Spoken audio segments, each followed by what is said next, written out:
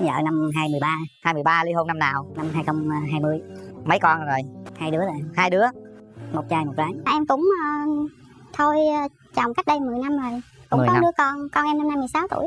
Hiện tại là anh ở thị trấn Cần Giuộc, là anh nhà của anh mới mua năm rồi, anh xây nhà lên năm rồi. Ở Cần Thơ thì em cũng môi giới, vừa làm môi giới em cũng có đầu tư nhỏ nhỏ. Em xây em bán lại. Nếu mà anh em đến thì có thể em về thị trấn Cần Giuộc được không? Anh ở đâu em ở đó. Anh ở đâu em ở đó. Thấy chưa, người ta mạnh mẽ vậy không được không? Bây giờ nè, bước tới rồi, đứng vậy coi. Đẹp trai mọi gì mình có gì đâu sợ. Dám nắm tay không? Nói đứng sát nói lớn lên. Nói cho mình nữa nha, chứ đừng hỏi người ta nữa. Anh muốn là năm sau, năm nữa gì cưới vợ anh đó em ha. Anh ơi thôi mình đừng nói nữa, mình bấm nút đi anh. Anh ơi thôi mình đừng nói nữa, mình bấm nút đi anh.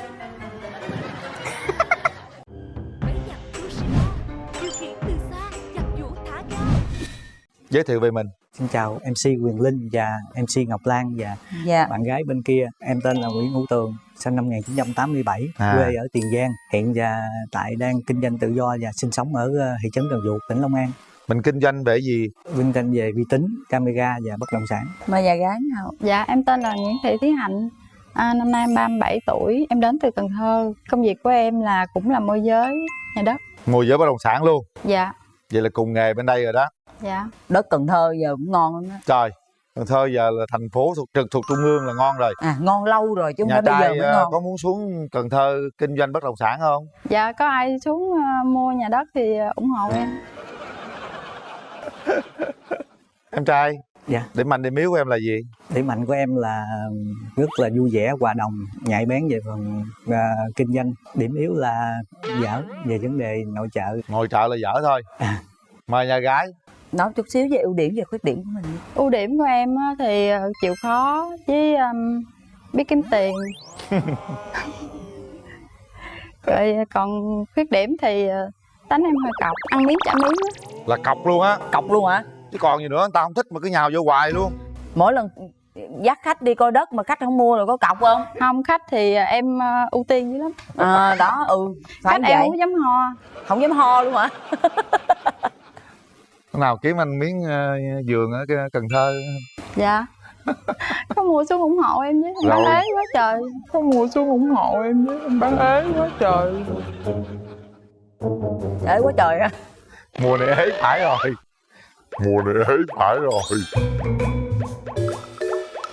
Bữa nào có nào rẻ rẻ giới thiệu tôi Ngọc Lan làm miếng với Cần Thơ nha. Dạ.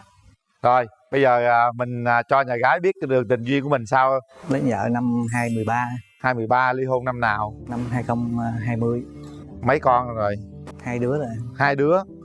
Một trai một gái. Lớn sinh 23, gái là sinh 26. Rồi hiện nay 2 đứa con ở đâu? Ở với mẹ. Ở với mẹ. Mẹ lo cho 2 đứa nhỏ. Rồi hàng tháng chu cấp. Đường đời bên đây vậy đó. Truân chuyên quá. Nhà gái thì sao? Dạ em cũng thôi chồng cách đây 10 năm rồi. Cũng 10 có năm. đứa con em năm nay 16 tuổi rồi. Trai gái em? Con gái. Ở với ai cưng? Có khi thì nó ở với em, có khi thì nó ở với cha. Rồi với nội với ngoại nó ở, em cho nó ở đều hết. Bây giờ em muốn tìm một người yêu, một người vợ tương lai thế nào hả em? Thật thà và giỏi về việc nội trợ gia đình. Rồi người ta buôn bán, người ta kiếm tiền giỏi, người ta không giỏi về mà cơm nước rồi sao? Thì lúc đó nếu ấy thì mướn người làm. Mướn người làm. Được. Được. Mướn người làm rồi tôi chịu. Tại vì mình phải đi ra ngoài mình kiếm tiền. Rồi em có mẫu hình lý tưởng nào không em trai? Mét 58 đổ lên. Rồi. Cân nặng chắc khoảng Anh nói nhỏ 50 xíu tới không 60 nghe. kg. Nặng 50-60 kg nói chút xíu à. Con trai mà nói nhỏ hơn con gái luôn á. Nhỏ quá nhỏ. Nó nhỏ Anh ơi, lắm. nó lớn lên xíu được không anh? Anh ơi, nó lớn lên xíu được không anh? Thấy chưa? Cũng mua bán bất động sản em giới thiệu người ta rồi sao? Bán miếng đất này nè, nó bán ngang 2 dài 4, nó bán trăm mấy, ai mà nghe. Không, tại em dân đầu tư chứ không phải là môi giới. Em đầu tư hả? À. Đầu tư không phải nói cho người ta giá nhiêu này kia chứ. Em đầu tư hả? Đầu tư ở đâu? Nhiều lắm. Ở Tiền Giang, ở thành phố Long An. Rồi bây giờ nhu cầu của nhà gái như thế nào nè? Em muốn tìm một người bao dung một tí xíu. Tại vì phụ nữ mà thích được che chở chiều chuộng đồ. Chứ em cũng không yêu cầu nhiều, ế quá. Ê quá. Ông kiểu hiền khô, nói chút xíu rồi đó. Dạ. Về em chút em lao gì anh tiếng thôi. Dạ. Chút em lao gì anh tiếng thôi. Dạ. Em ăn hiếp được là được rồi. Em ăn hiếp được là được rồi. Ừ. Rồi bây Buôn bán giờ bất nè, động sản. muốn đầu cao tư thấp xíu. mập ốm ra sao để chị Lan qua chị Lan ngó cho. Em thấy thì về ngoại hình thì sao cũng được hết trơn, mà đừng có dị tật hay là xấu quá nữa, lỡ sanh con xấu tội nghiệp nó thôi. Trời. Không xấu quá đúng không? Dạ, đúng. Qua cô đẹp trai không? Dạ chào nhà trai. Chào. Ôi em ơi, từng nét rất là đẹp nha, mắt Bên kia mũi miệng rất là đẹp. đất phù sa màu mỡ một chút. Không bàn về cái đó, chỉ À. bàn chi tiết trên gương mặt của em để em có thể kết hợp ra một đứa con đẹp. Mắt mũi miệng bên đó là đẹp. Đẹp Ổn trai không chị? á. Đẹp mà. Dân Tiền Giang tôi cũng đẹp trai lắm á. Điều Thường cái hiền quá. lành nói nhỏ thôi. Bụng bự được không? Dạ được. Hả? Dạ được. Em thích bụng bự không? Sao cũng được trơn, miễn là thiệt lòng là được rồi. Ừ. Rồi bây giờ mình hỏi người thân đây nè. Bạn nhà trai đi với ai? Đi với cô. Dạ con chào cô. Chào chú Quyền Linh. Dạ. Chào cô Ngọc Lan. Dạ. Theo nhận xét của cô thì cô nhìn thì cô thấy cũng được, cũng là tùy duyên, để cho mà hai cháu nó có số điện thoại nhau để tìm hiểu, Dạ. để mong muốn cho nó có một ngày để nó hạnh phúc và sống trọn đời. Dạ. Rồi thôi vậy xin hết. Dạ. Dạ Cảm ơn con cô. cảm ơn cô.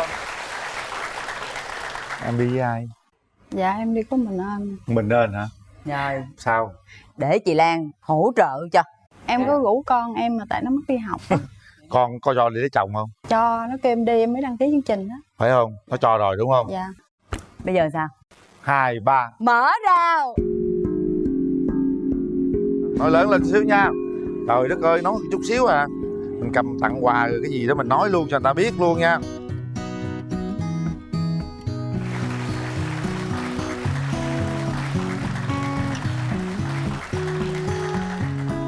Nay em đi gấp quá cái em quên mua quà cho anh này.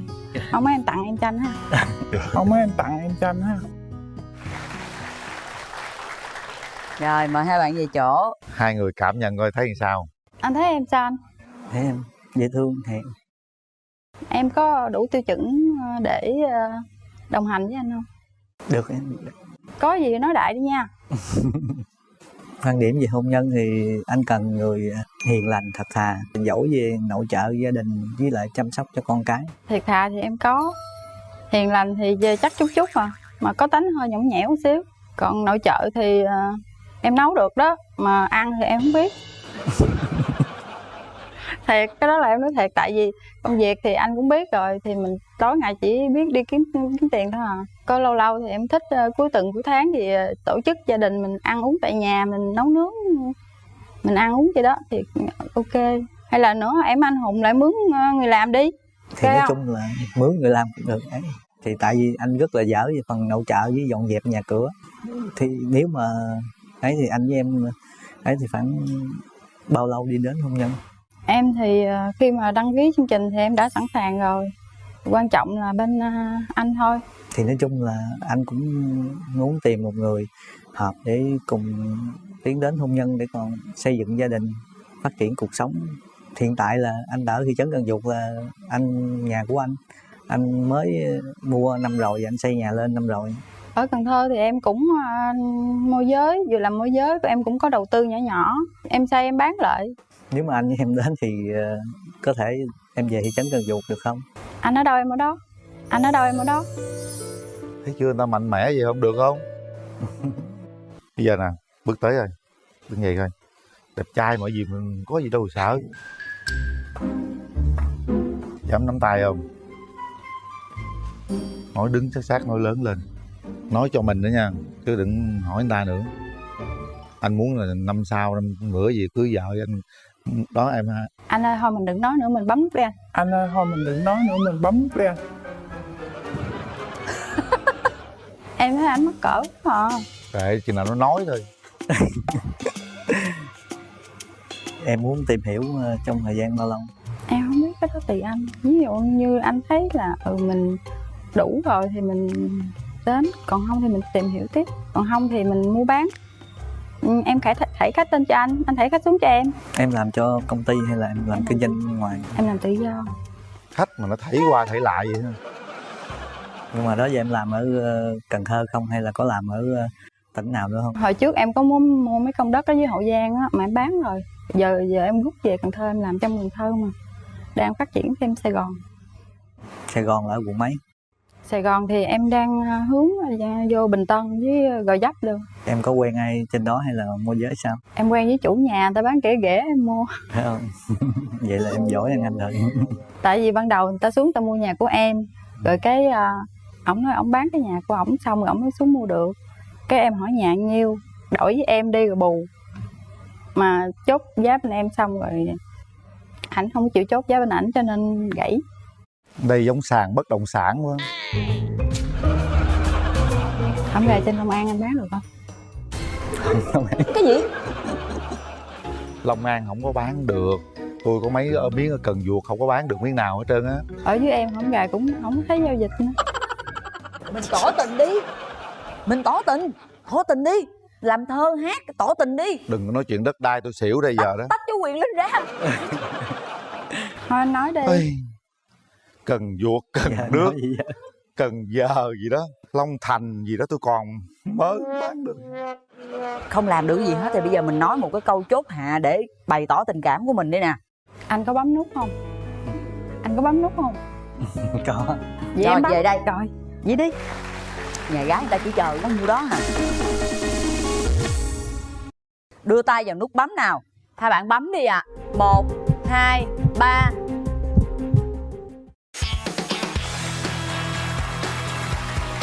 Rồi bây giờ chính thức hẹn hò nhau, nắm tay nhau đi nào. Con gái ơi. Con gái. Trời, ổng có vợ rồi đúng không? Dạ.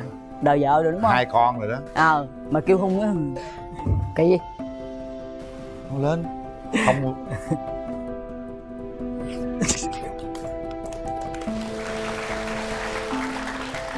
Tôi khổ ông quá à. Không có mạnh dạn lên gì hết trơn á. Đây là những phần quà dành cho các bạn. Chúng tôi xin gửi tặng các bạn một món quà, đó là một bộ sản phẩm nhãn hàng Amity trọn gói với các sản phẩm nước lau sàn, nước giặt, nước xả vải, nước rửa tay, nước rửa chén. Nhãn hàng Amity sẽ đồng hành với các bạn trong cuộc sống. Amity, bàn nhỏ của mọi nhà. Chương trình gửi tặng đến hai bạn phần quà từ nhãn hàng thép Vina QA, thép xây dựng Nhật Bản tinh thần thép. Toshiba Việt Nam tặng mỗi bạn một lò nướng TLMC40 EZF GR, nướng tự động công suất 1800W, xiên nướng xoay 360 độ, điều chỉnh nhiệt độ độc lập, kính cường lực cách nhiệt 2 lớp. Lò nướng TLMC40 EZF GR, món nướng luôn ngon. Chương trình gửi tặng các bạn một phần quà, đó là cặp mũ bảo hiểm M139 của thương hiệu Royal với kiểu dáng 3/4 đầu, đảm bảo chất lượng an toàn theo dây chuyền sản xuất hiện đại. Đặc biệt với thiết kế kính âm độc đáo, giúp các bạn an toàn hơn khi đi đường xa, giúp che nắng, chắn mưa, che khói bụi và ẩn vào trong khi không cần thiết. M139 an toàn, thời trang, tiện lợi cho tất cả mọi người. Chương trình dành tặng hai bạn một phần quà nhỏ là gói Ruby của ứng dụng hẹn hò Speak Couple, vừa được ra mắt với những tính năng nâng niu tình yêu, giúp cặp đôi hiểu và yêu nhau hơn. Rồi, chúc hai bạn hạnh phúc, chúc hai bạn sẽ sớm về chung một nhà và báo tin vui cho chúng tôi nha. Mà có duyên lắm á, mà này mà có duyên lắm á. Nhớ nha, đừng bỏ sót Cần Thơ nha. Ví dụ như bây giờ cổ là cổ không có chịu đi lên Đà Lạt đâu. Vậy ngôi nhà trên Đà Lạt tính làm sao? Rồi bây giờ ở Bình Dương được không? Cũng có thể là nếu mà em là nghĩ như vậy rồi thì chắc là anh lại phải bán cái căn nhà đấy, anh lại theo làm thôi. Đúng rồi, bán nhà Đà Lạt mua nhà ở Bình Dương. Em tên là Nguyễn Văn Hải. Năm nay em 38 tuổi. Em ở Bắc Ninh. Em đang là nhân viên của một công ty sửa máy. Sửa máy? Vâng ạ. Sửa máy gì bạn? Em nắm giáp may công nghiệp chị ơi. Em xin giới thiệu, em tên là Đào Thị Thành, năm nay 37 tuổi, là giáo viên của trường tiểu học ở Bình Dương ạ. Bạn ở chỗ nào Bình Dương vậy?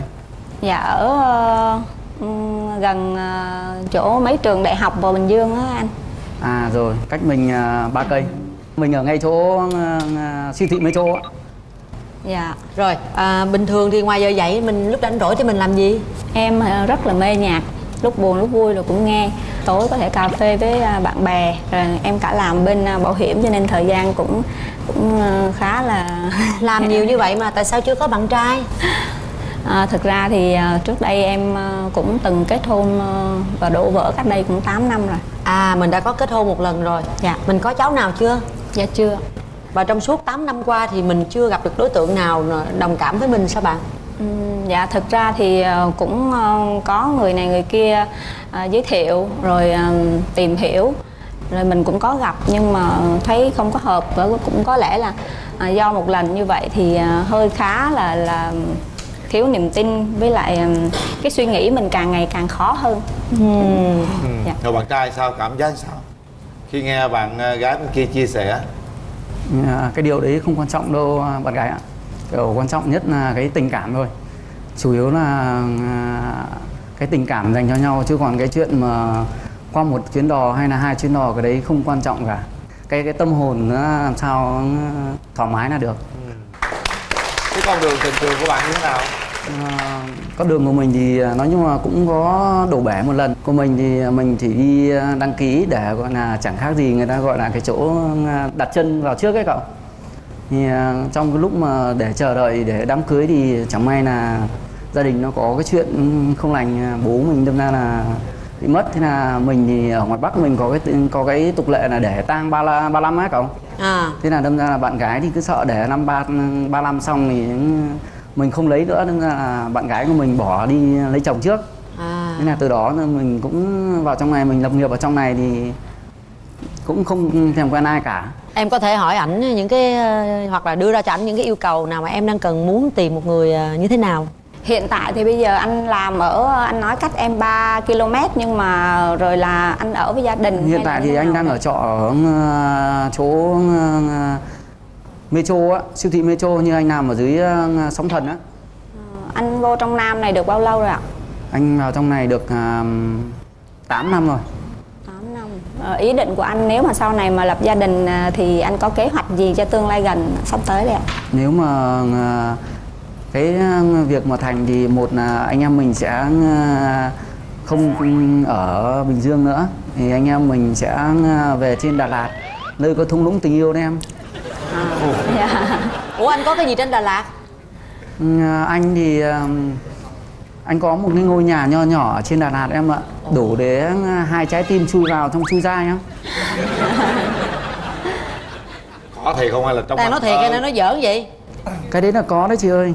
Tại vì là ngày xưa là em đóng quân ở trên Đà Lạt, xong rồi là em mua cái miếng đất ở ngay trường luôn. Em định chuyển vào công tác, nhưng mà xong rồi nghĩ ở trong đấy cái lương lúc đầu ấy thì nó không được trọn vẹn lắm, thế này em xin ra. Anh hồi xưa học ở đâu anh? Anh học ở trường học viện Lục quân Đà Lạt. Em thì thực ra là công việc của em ở Bình Dương cũng là khá là ổn định, với lại từ nhỏ tới lớn là cũng sinh sống ở đây. Thì nếu mà ở xa như vậy, với cái nữa là em có cái dở đó là đi xe rất là hay bị say xe, mà cha mẹ thì cũng ở hết bên Đồng Nai hết rồi. Tức là không muốn đi Đà Lạt đúng không? Dạ. Ở Bắc Giang ở đó hát quan họ được không? Nhưng em hát được ạ. Hát được, tặng bạn gái một bài đi. Bạn gái một bài đi bạn. Vâng, em sẽ hát bài Đi tìm câu hát Lý Thương Nhau. Thương nhau tình thắm ôi nghĩa tình, nghe câu hát anh đi tìm người hát, câu hát ý thương nhau. Anh ra vườn dừa em lại sang đồng mía, anh lên rừng quê em lại xuống nương dâu. Anh đi tìm em ở nơi nào, anh ra vườn dừa xum xê trai, đưa tay anh hay như mãi đợi chờ ai. Thế đấy ạ. Tôi diễn tả nè, diễn tả bên kia nghe nè. Bên đây anh hát rất là phiêu linh, mắt mơ mơ màng màng nghĩ tới vườn dừa vườn chuối.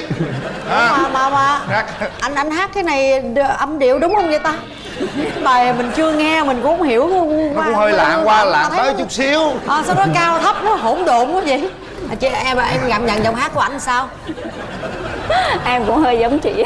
Giống chị là sao? Nghe cũng chưa ra cái bài mà mình thường nghe, nhưng mà thôi có tấm lòng như vậy là rất là tốt rồi. Đó. Nhưng mà em, anh nói em nghe nè, mỗi lần giận lên á em kêu anh hát, anh hết giận liền à. Đơn giản vậy thôi, hài hước dễ thương lắm, mặt dễ thương lắm. Hiền, nãy giờ anh ngồi anh vuốt cái đùi tao nó ngon cái quần luôn rồi đó. Em tưởng tượng một người như thế nào? Dạ Em cũng chưa có tưởng tượng ra đâu, nhưng mà em nghĩ chắc cũng khá là lãng mạn đó, theo như anh nói. Cũng hài hước lắm, dễ thương. Mình chưa biết thế nào ha. Không thích gì khi mà chúng ta có một người bên cạnh? Tức là không thích những cái điều gì? Dạ, em thì nam thì em không thích hút thuốc. Em không có ngửi được mùi thuốc. Hút thuốc được không? Em không ạ. Không rồi, được rồi. Có nhậu nhiều không ạ? Nhậu được càng ghét luôn. Không nhậu luôn. Còn gì nữa? Dạ thôi được rồi anh. Được chưa thôi ha? Chắc ổn rồi. Ủa bạn dạy là dạy môn gì?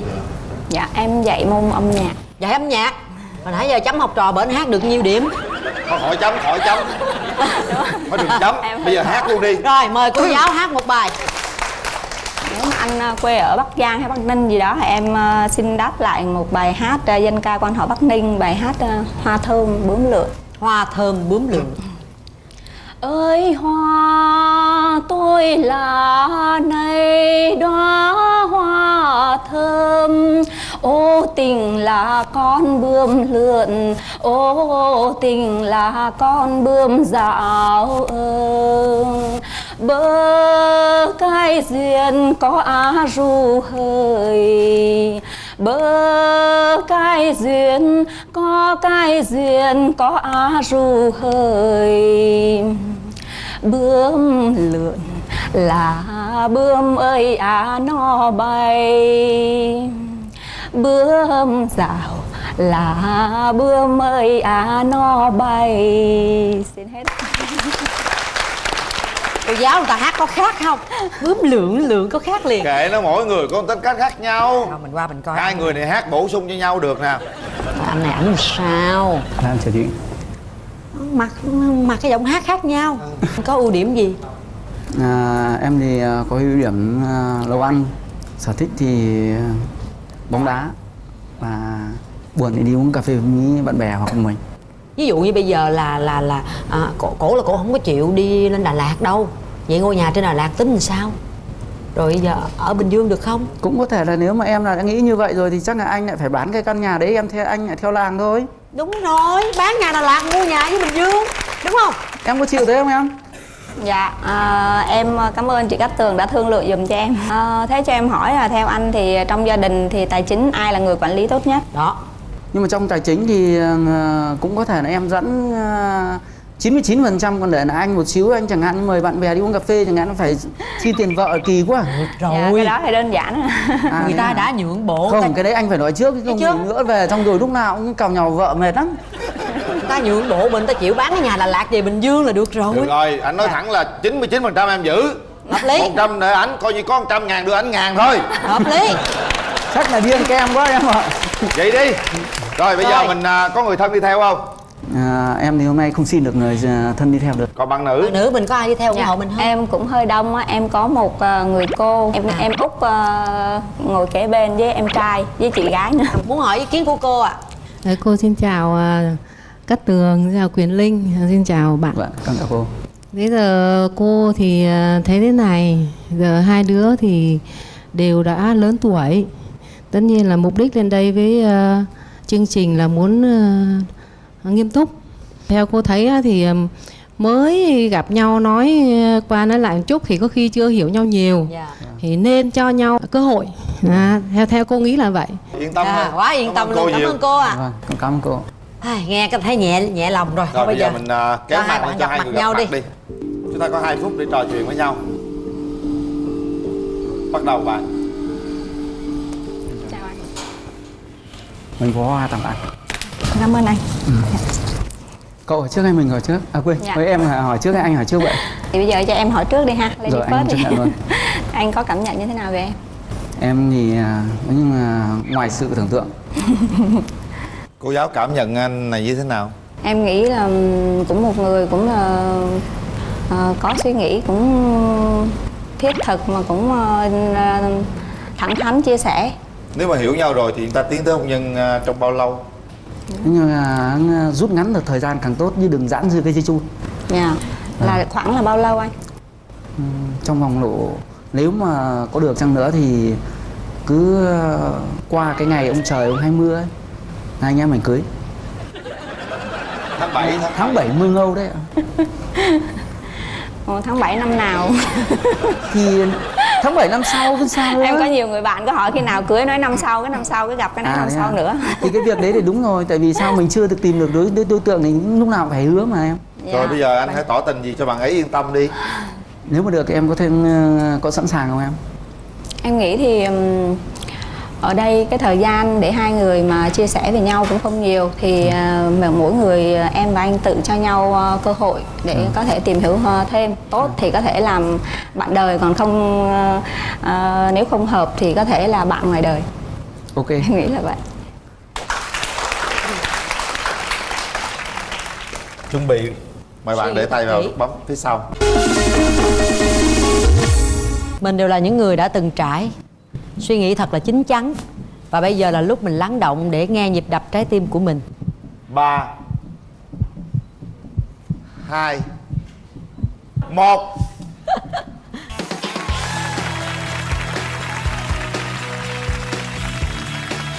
Thấy cái dấu hiệu trái tim nổi lên trước ấy.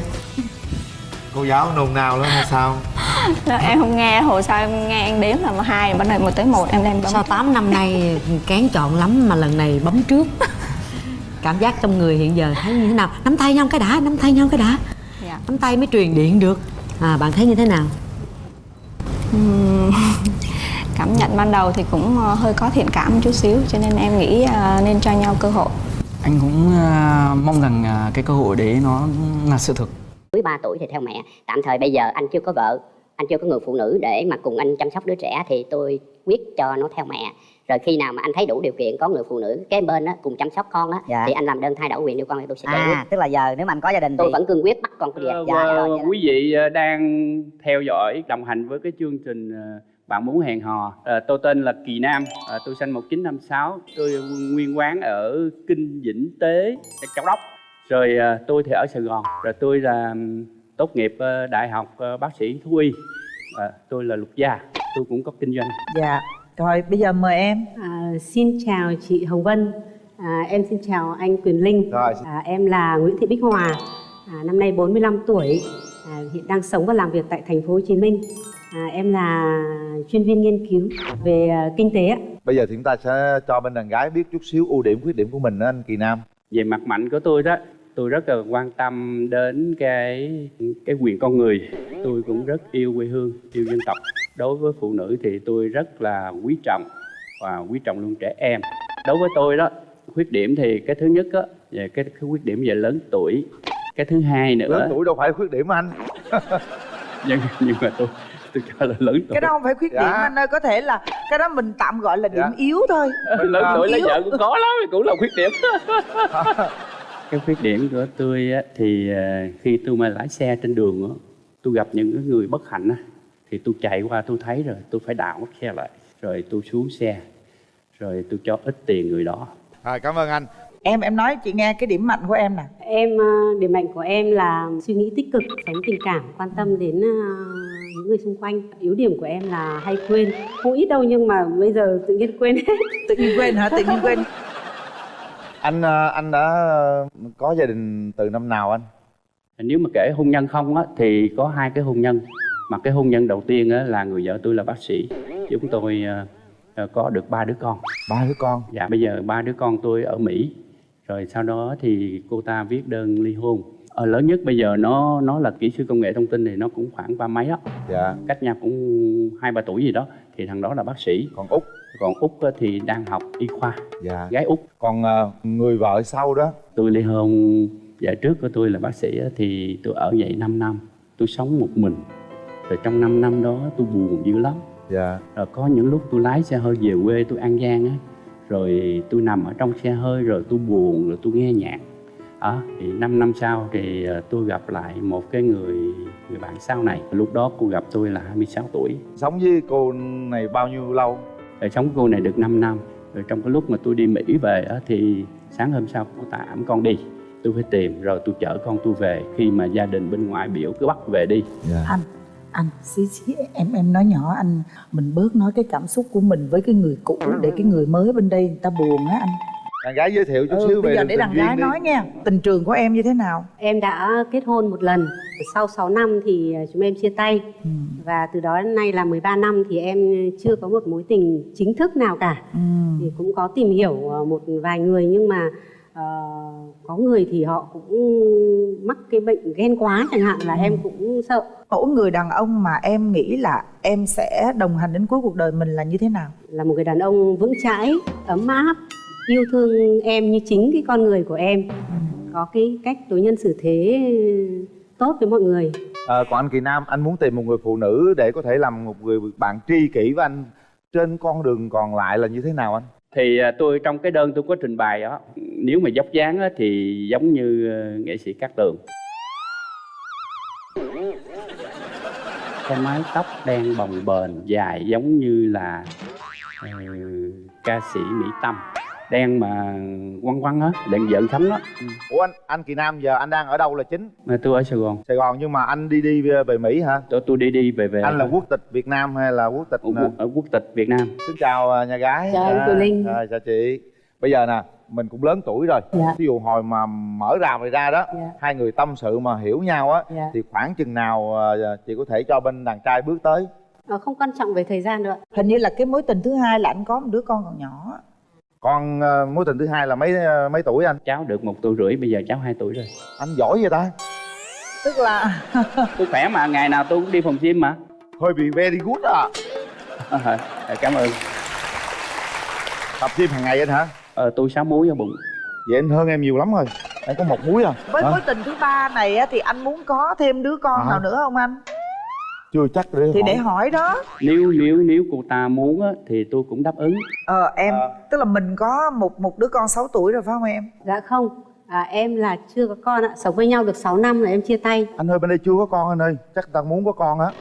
Và em cũng rất là như trẻ con, nhưng mà em cũng không có ý định có em bé nữa. Với cái tuổi 45 này thì đối với sức khỏe của em thì em không có, nếu có đẻ thì em cũng không đẻ nữa. Nhưng mà hiện nay bé 2 tuổi đó sống với anh hay sống với bà xã anh? Cái cô thẩm phán mà giải quyết ly hôn vừa rồi đó thì cổ giải quyết con theo tôi. Nhưng mà cổ nói là theo luật á, thì con dưới 3 tuổi thì theo mẹ. Tạm thời bây giờ anh chưa có vợ, anh chưa có người phụ nữ để mà cùng anh chăm sóc đứa trẻ, thì tôi quyết cho nó theo mẹ. Rồi khi nào mà anh thấy đủ điều kiện có người phụ nữ kế bên á, cùng chăm sóc con á, thì anh làm đơn thay đổi quyền nuôi con thì tôi sẽ giải quyết. Tức là giờ nếu mà anh có gia đình tôi thì vẫn cương quyết bắt con tôi về. Rồi vậy là con có thể về với anh được. Đi với ai? Em đi với cả bố mẹ em. Trước tiên tôi xin chào MC Quyền Linh và nghệ sĩ Hồng Vân. Thực sự là tôi đang điều trị ở viện về cái khớp, nhưng tôi trốn viện tôi về để ủng hộ cho con gái. Rồi là trước tiên tôi nhận xét về anh đây thì tôi thấy cũng rất là dễ thương, có cái gì đó hợp, vì anh cũng bên luật sư phải không ạ? Tham gia chương trình như Hòa nó không có duyên, nó học thiếu, trước kia thiếu có nửa điểm là nó cũng đỗ, nhưng mà thôi nó cũng bỏ. Đến đây là một cái duyên rồi, bấm hay như thế nào đó thì nhường lại cho hai cháu. Cảm ơn bác. Cảm ơn chương trình. Chúc hai bác khỏe ạ. Anh Kỳ Nam đi với ai ạ? Tôi đi với đứa cháu. Tôi tên là Mỹ Hạnh, cháu của cậu Kỳ Nam. Năm nay tôi 69 tuổi. Má tôi là chị thứ hai của cậu Kỳ Nam. Thì giờ tôi có những cái lời nói là cậu tôi đã cũng gian dở 2 đời, nhưng mà giái trời Phật cho kỳ này kết duyên, hai người thành đạt với nhau. Cảm ơn cháu ạ. Bây giờ mở rào đi. Mở rào đi. Rồi mở rào.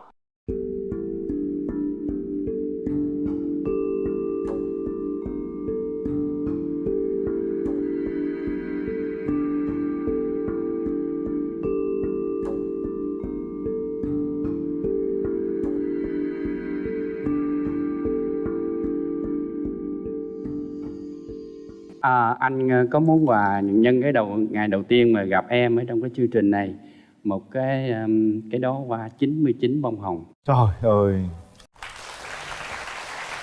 Em cảm ơn anh. Em cũng có món quà tặng anh, nhưng mà món quà tinh thần. Rồi. Đây là một bài mà em rất là tâm đắc. Ngậm lời ru mẹ ngày xưa, bà đưa mẹ đến em giấc chưa say nồng, để nay mẹ bế mẹ bồng, mẹ ru con cả tiếng lòng thương yêu. Lời ru bay bồng cành diêu, thân cỏ lặn lội mấy chiều sang sông. Lời ru ai đó ngóng trông, muốn về quê mẹ mà không có đò.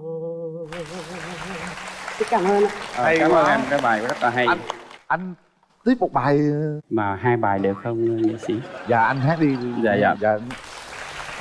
Hạnh phúc ở quanh đây đâu là chuyện bất ngờ, mà em không ôm lấy trong vòng tay biết yêu. Tình yêu trong tay đó em còn tìm đâu nữa, tình yêu trong tay đó em tìm hoài hỡi em. Rồi thư đi qua lại, cây nhờ môi với mai, anh đưa em vào phố lựa màu áo cô dâu.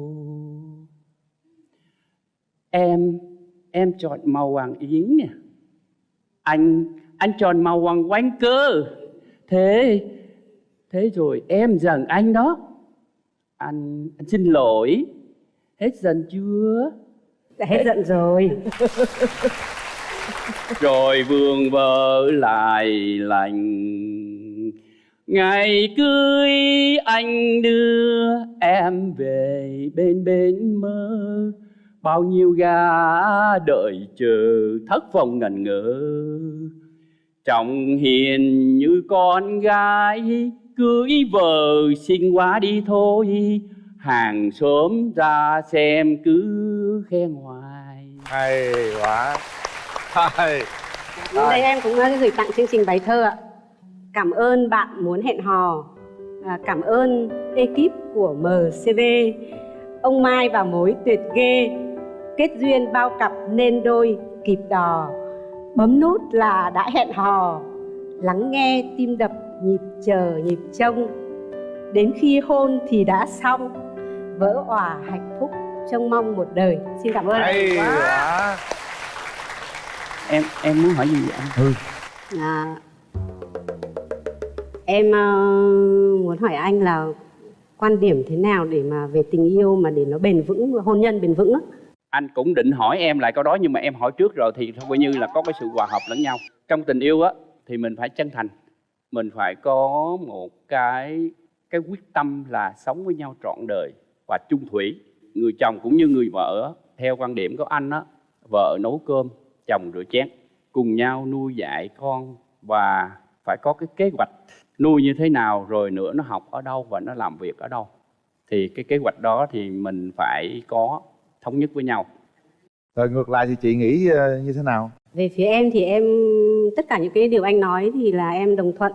Và ngoài ra thì em nghĩ là cái mà để cho trong tình yêu cũng như hôn nhân mà bền vững là phải có sự tin tưởng và tôn trọng lẫn nhau nữa, để lắng nghe, có sự lắng nghe để hiểu nhau. Vì khi mà vợ chồng mà sống với nhau á, mà có cái bất hòa, anh là cái người chủ động làm hòa trước. Dạ. Để giải quyết cái bất hòa đó. Cái thứ hai nữa, mình phải cùng nhau, tâm đầu ý hợp. Có xa một chút xíu á, thì mình cũng phải giữ gìn, mình phải bảo vệ cái tình yêu, cái hôn nhân để cho nó trường cửu, giống như là sông Hằng và núi Everest. Hết thời gian rồi. Quyết định trong vòng 3 tiếng đếm anh chị nha. Chuẩn bị. 3 2 1. Hết thời gian.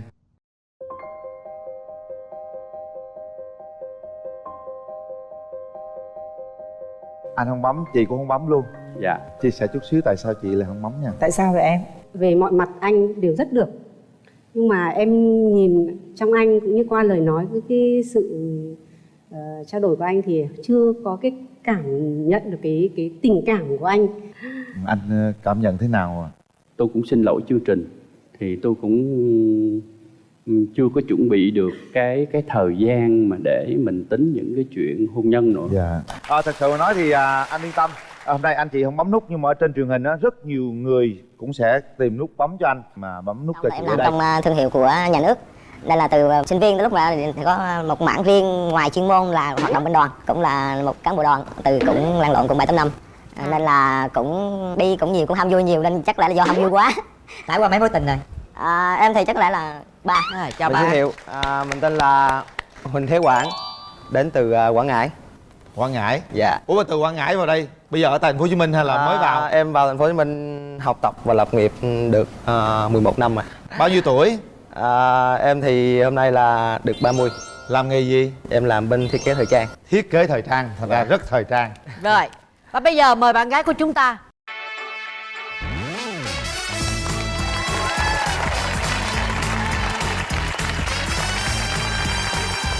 Em chào chị, em chào anh Quyền Linh, chào các bạn. Chào bạn, Dạ. bạn tên là gì? Em tên là Thanh Thảo, em 25 tuổi. Thảo đang làm nghề gì? Em đang làm văn phòng chị. Làm văn phòng mà sao mình thấy y như là người mẫu vậy đó. Cái này người ta kêu bằng fashion đó chị. Fashion, nghĩa là bạn rất thích thời trang. Dạ đúng rồi chị. Ngoài những giờ làm việc đó thì thời gian rảnh rỗi Thảo thường hay làm gì? Thường sau buổi làm việc, thứ nhất là em thích nấu nướng, thứ hai là em thích mặc đồ đẹp, chạy đi dạo phố. Wow. Có bên đây luôn, bên đây có thiết kế thời trang làm đẹp luôn. Anh có bao nhiêu tác phẩm, có bao nhiêu bộ sưu tập thời trang rồi? Em hiện tại cũng đang làm bên kinh doanh thời trang, thương hiệu riêng nhỏ nhỏ của mình, nên là vẫn có những bộ sưu tập nhỏ nhỏ hàng tháng để ra mắt khách hàng của em. Nhưng thiết kế thời trang cho phụ nữ hay là cho đàn ông? Nói chung là mọi lứa tuổi, mọi ngành. Tức là ai cũng dạ, ai cũng nhu cầu làm đẹp thì liên hệ em. Rồi, tự nhận xét về mình, ưu điểm và khuyết điểm. Trước tiên em tự nhận xét về em thì chỉ có 5 từ ngắn gọn thôi. Là em thấy em nhỏ nè, xinh, đảm, giỏi và ngoan. Ngoan với những người nào mà đáng để em ngoan. Rồi hay quá. Tự nhận xét mình 5 từ ngắn gọn thôi. Bên kia thấy sao, bạn trai thấy sao bạn? Cái câu mà lạ nhất là ngoan với những người nào mà sao bạn? Xứng đáng để mình ngoan. Đúng rồi. Còn những người không xứng đáng là bạn coi như không ngoan hả? Thả lì đó. Nói chung là những người nào không xứng đáng, giống như người ta đối xử với mình sao thì mình đối xử lại như vậy.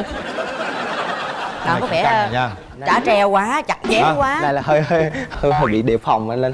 Lỡ một ngày đó mà không bị phật lòng là tiêu coi lên. như bạn đối xử thế nào giống như tấm gương rồi đó, người ta sẽ phản lại luôn.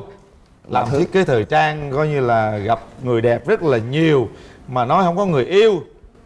Mấy thời trang bồ nhiều lắm, tôi thấy rồi đó. Tại vì một phần lúc mà học ra trường xong thì em làm trong thương hiệu của nhà nước, nên là từ sinh viên tới lúc mà thì có một mảng riêng ngoài chuyên môn là hoạt động bên đoàn, cũng là một cán bộ đoàn, từ cũng lăn lộn cũng 7-8 năm, nên là cũng đi cũng nhiều, cũng ham vui nhiều, nên chắc lẽ là do ham vui quá. Trải qua mấy mối tình rồi? Em thì chắc có lẽ là 3 mối tình rồi. Dạ. Mối tình đầu thì cũng là một thời học sinh trong trắng và ngây thơ thôi, chỉ thoáng qua nhưng mà nó nằm lại ở một ký ức dài. Còn thứ hai thì bước vô sinh viên thì nói chung là năm sau thì đi thì cũng có quen rồi. Chắc lẽ là mối tình gần nhất là mối tình là em đi làm mà cũng để lại sâu sắc nhất, nhưng mà cũng không thể đến được với nhau. Lý do tại sao lại chia tay? Mối tình thứ 3 do là bạn nữ không vượt qua được gia đình. Thì gia đình không nói là không hợp tuổi, nên là không có cho quen. Em cũng cố gắng để dùng mọi biện pháp, mọi lý do để mà thuyết phục, nhưng mà do là bạn ấy không có thể nào mà vượt qua được cái bản thân mình, vượt qua được gia đình thì ok chấp nhận. Như mình nắm tay lại mà, mình nắm càng chặt thì nó sẽ càng đau thôi, mình thả ra chắc chắn nó sẽ thoải mái hơn. Bạn trai bên kia bạn đã bị một lần rồi. Nếu bây giờ bạn hai người yêu nhau rồi mà giờ dẫn về quê ba mẹ bạn không chịu thì bạn nghĩ sao? Em nghĩ chuyện đó chắc không có đâu, tại vì ba mẹ em thứ nhất rất là dễ tính, thứ hai nữa rất là thương em, miễn em thích là được. Có nghĩa là ai mà thương em chỉ cần làm cho em thương lại là được. Lúc nãy em chỉ mới nói ưu điểm là 5 từ, còn vậy còn khuyết điểm? Thường người ta sẽ ít khi nào tự nhận thấy khuyết điểm của mình lắm, cho nên em luôn thấy em hoàn hảo. Gì kỳ vậy? Ai nói với em là người ta không tự nhận thấy khuyết điểm của em là tự em là em thấy em luôn hoàn hảo rồi. Nếu vậy thì tại sao em ế? Cái này ế chắc là nó do nhiều nguyên nhân á chị. Ví dụ nguyên nhân gì? Giống như là mình đang chờ người tử tế để yêu, hoặc là nhiều khi mình chưa đủ kinh tế để mình phóng chế tình yêu. Tại sao phải có cái vụ kinh tế để khống chế tình yêu là sao em? Giống như là bây giờ cuộc sống bây giờ á chị, thì đôi khi mình yêu đâu thể quá mơ mộng được. nó cần có một cái nền tảng ổn định để mình có thể là xây dựng cho tương lai sau này. Tại vì ở độ tuổi của em thì cũng nên yêu và mình xác định một cái gì đó chín chắn để lo cho sau này luôn. Dạ. Em ơi, em nói cái câu mà đang chờ người tử tế để yêu đó, cái câu này anh nghe nó không, hình như không lọt lỗ tai. Không lẽ cả đời này ai cũng không tử tế hết trơn hả? Tử tế nhưng quan trọng là tử tế với mình không chứ anh. Đúng rồi, phải nói rõ câu đó nha. Nghĩa là có nhiều người tử tế nhưng mà mình lại chưa có gặp. Đúng rồi. Cô này cũng hơi khó đây nè nha. Rồi, vậy thì bạn có cái chuẩn mực về cái người đàn ông mà bạn muốn tìm kiếm? Mình ở mỗi giai đoạn nó sẽ có một cái chuẩn mực khác nhau. Giai đoạn hiện tại trước tiên thì em thích một người con trai hơn em. Giống như là phải cao hơn em nè, giỏi hơn em và phải xấu hơn em. Cái gì đó? Là sao? Tự nhiên phải xấu hơn em là sao? Tại vì khi em đi với một người nào mà người ta xấu hơn em sẽ cảm giác là em tự tin hơn và em cũng sẽ được người đó thương nhiều hơn, không phải giữ nhiều. Còn người ta đẹp hơn mình giữ nhiều mệt lắm chị. Hồi xưa giờ tôi thấy ai yêu người yêu cũng muốn người yêu đẹp, ai khen người yêu mình. Cô này tức quá, tôi coi cái mặt cô này coi. Gì kỳ cục vậy trời. Kỳ lạ vậy. Bây giờ người ta nói con trai đẹp thì có thể là đã yêu nhau hết rồi, hoặc là người đẹp thì thường đa tình nếu mình giữ không được, cho nên thích xấu hơn em. Thích xấu hơn để người ta chê chồng mình. Ai chê thì mình không quan tâm, chỉ cần mình thấy người đó tốt với mình là được. Cô này có yêu cầu lạ lắm nha. Chỉ cần tốt thôi, nó ngắn gọn là cần tử tế và tốt thôi. Rồi. Vậy thì cái mẫu người mà bạn không thích? Em không thích đàn ông nói xạo nhiều quá. Không thích đàn ông mà cơ bắp nhiều giống như là sáo muối vậy đó. Cái gì tùm lum vậy? Chị nói thiệt, chị không bạn có, nói yêu cầu xấu đúng không? Không có đồng ý cái quan điểm mà kiếm cái người xấu nha. Người đẹp vẫn tử tế như thường. Mình đi chung với người đẹp mình mới thấy đã chứ, hãnh diện chứ sao tự nhiên kiếm người xấu vậy trời. Cô này lạ quá. Bên kia có nhu cầu lạ quá. Quay ba coi. Dạ em chào chị. Xấu quá. Thôi đừng có chớp, không cần chớp cũng đủ xấu rồi. Cỡ gần tiếp theo không? Xấu này không có xấu mà hơi lạ. Gồng tay có cơ bắp không? Không. Bụng mấy múi? Bụng có 1 múi à. Cái này tôi thấy có nửa múi à. Một tuần có 3 ngày thể thao chị ơi. Thể thao gì, môn gì? Cầu lông, bóng đá với võ. Cầu lông, bóng đá với võ. Mà cái tướng vậy đó hả? Dạ trời ơi, giờ rồi vậy nó tướng vậy chứ không trước gần lên rồi. Cô bên này có model dữ lắm luôn, có thích người bạn gái mình diện không? Ăn diện không? Quan điểm của em là khi nào mà cái sản phẩm nó ra là nó có chắc chắn trí tuệ của em chỉ muốn cái người nào mà người là đẹp nhất trong lòng em là người sẽ mặc đầu tiên cái đó.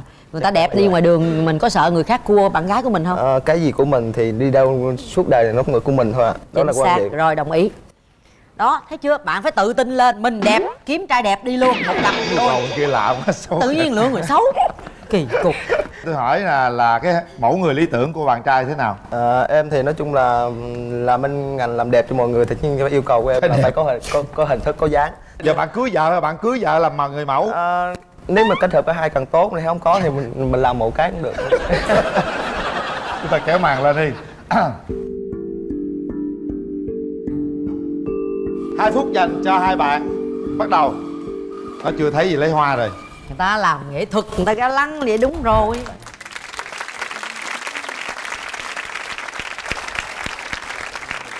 Thảo đang làm bên ngành gì?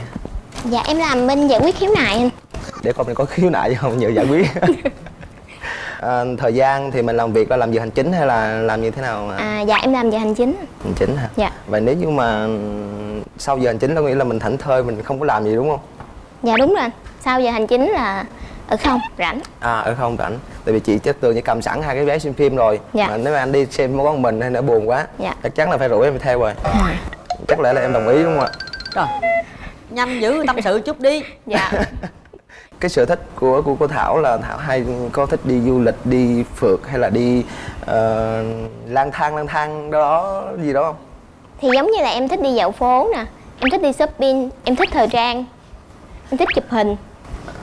Ví dụ như em đang quen một bạn trai, vô tình một ngày đó người ta làm ăn kinh doanh, người ta bị mất hết, không còn vậy, chỉ còn là một con người yêu em nhưng mà người ta không có về khả năng về tài chính, hỏi lúc đó em còn yêu người ta không? Khi mà mình đã yêu rồi thì dù như thế nào mình cũng yêu, cũng như em nói là mình san sẻ với nhau. Với nếu mà trước khi mà người ta kinh doanh thất bại thì như anh nói, người ta đã có một cái thời kinh doanh thành công thì lúc đó mình cũng đã shopping nhiều rồi, nên tới giai đoạn đó mình sẽ ngưng. Mua đủ rồi, lúc đó là mình sẽ đi quyên góp và đi bán ra để mà lấy về xài đúng không? Đúng rồi anh, cái đó mình có thể là bán lại để mình tìm cái vốn kinh doanh nữa. Hai bạn này lấy nhau ai giữ tiền? Chắc chắn là phụ nữ đó chị. Em giữ tiền cũng được chị. Mỗi người có một câu nói về nhau, chúng ta sẽ tiến hành bấm nút. 2, 3 bắt đầu. Em nhớ câu nói của anh nãy nha. Anh có 2 cái vé xem phim Chị Cát Tường lát tặng á. Em lại thích anh nói với em là nếu như mà sau này tự anh mua, anh mời em đi thì nó tốt hơn là của Cái chương chuyện trình đó là tặng cái chuyện chứ. của ngày hôm sau, còn Đúng mình không? muốn ngày hôm nay. Còn cái Cho chuyện mỗi hôm người nó nay có thì một một câu lát à. nữa bấm chuông rồi thì anh sẽ biết. Hết giờ. Rồi chúng ta để tay vào nút bấm. Chúng ta sẽ có 3 tiếng đếm để Đó. quyết định. Suy nghĩ kỹ nha. 1, 3 đây anh. 2, 5 5 không bấm á. 4 3. Hết giờ. Đây, ra đây. Hai anh chị rất là bản lĩnh. Cặp này đến với nhau rất là nhiều điều lý thú và hấp dẫn đây. Trước tiên chúng ta có thể nắm tay nhau. Có điều kiện chứ mới tặng vé, chứ phải muốn tặng là tặng. Hợp cho con khó dữ lắm luôn. Chiều cao thì cao hơn con một xíu là được, con cỡ 1m58 thôi, tại nhìn con ốm nên nó gọn. 1m58 phải không? Dạ. Rồi. Rồi không có quá ốm, nói chung là người vừa vặn ok là được. Ốm không lo. Bí quyết hồi xưa cô Dân cũng ốm vậy đó. Hồi xưa cô Dân cũng ốm. Thôi yên tâm đi, con cứ ngủ 10 giờ tối là ok, đừng có thức khuya là được rồi. Thức khuya 12 Cô là đấy. cái bản tính, cứ là cái tính chất nghề nghiệp của cô là buộc lòng phải Cô thức thức tới 2-3 giờ khuya không Thành hả ra con? cô bị stress nhiều quá, cô mập thôi chứ không gì đó. Dạ. Cô thức khuya cái cô hay ăn Nín nhiều đi, lắm. hỏi bên kia đi. Làm như mình ốm lắm vậy đó. Nghe bạn nói dễ thương không? Dạ. À, đấy mong muốn bên đó đàn trai đáp ứng khoảng bao nhiêu %? Em thấy là cái bạn nữ là cái yêu cầu là cao trung bình thôi, thì em với chiều cao 1m63 em tự tin là đạt được. Rồi, ok rồi, Còn ok. vụ này Bên có đây nhiều. 1m58 nha. Và thì nãy như nói là em ngoài những cái ưu điểm là đúng giờ ra thì em cũng là một người rất là quan tâm đến gia đình. Tại vì em vốn là một người rất là yêu điện ảnh. Mà anh chắc anh biết cái phim Godfather Bố Già đúng không ạ? Rồi. Dạ. Thì trong đó có một câu nói rất là nổi tiếng, đó là một người đàn ông mà không dành thời gian cho gia đình thì đó không phải là một người đàn ông đích thực. Đó, thì em luôn lấy đó làm phương châm sống cho mình. Phải dành thời gian cho gia đình đúng Dạ, không? đúng Được, rồi. câu này được. Và cũng như hồi nãy em nói là em từng sống trong ngũ rồi, cho nên những cái việc như là nấu ăn thì cơ bản, với lại giặt giũ hay là chuyện nhỏ. đúng chuyện nhỏ. Dạ. Anh cũng đi trà toilet rồi Dạ, dọn đúng rồi. nhà hốt rác hoài. Những cái chuyện đó em không hề ngại. Chuyện đó bình Dạ. thường, chuyện hàng ngày mà. Nhưng mà cái này cô nói gì không thích thôi hói gì đâu. Đầu em không hói tí. Nói chung là tóc em hơi ít tí. Không biết bạn nữ có chịu không ạ? Không sao đâu, yên tâm, đã có massage rồi, yên tâm. Lên, bây giờ hỏi bên đó cái hình ảnh lý tưởng của bạn bên đó là mẫu như hình thế lý nào? tưởng của em sao?